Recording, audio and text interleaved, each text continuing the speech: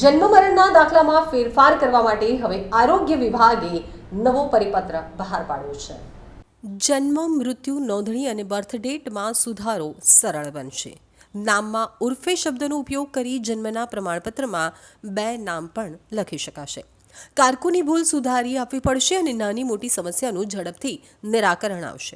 જી હા, ગુજરાત સરકારે જન્મ મરણ અંગે સેન્ટ્રલ ગવર્મેન્ટની એડવાઇઝરી હતી તે એડોપ્ટ કરી હતી, પરંતુ તેમાં ઘણા પેટા નિયમ ઉમેરવાના બાકી હતા।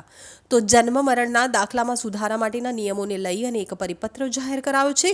જન્મ મરણના દાખલામાં ફેરફાર કરવા બાબતે આરોગ્ય વિભાગે પરિપત્ર જાહેર કર્યો છે, જે મુજબ હવે જન્મ નોંધણીમાં નોંધ કરી બંને નામો લખી શકાશે। આ પરિપત્ર મુજબ અરજદારની ઓળખની વિગતો સાથે રાખવાની રહેશે, તેમજ પુરાવાઓને ધ્યાને રાખી રજિસ્ટ્રાર ઉર્ફે શબ્દનો ઉપયોગ કરી શકાશે। જન્મ નોંધણીમાં નોંધ કરી બંને નામો લખી શકાશે। સંતોષકારક ખાતરી ન થાય ત્યાં સુધી જન્મ મરણની તારીખમાં ફેરફાર કરી શકાશે નહીં। તો જન્મ મરણના દાખલામાં સુધારા બાબતે વિસ્તૃત નિયમો જાહેર કર્યા છે।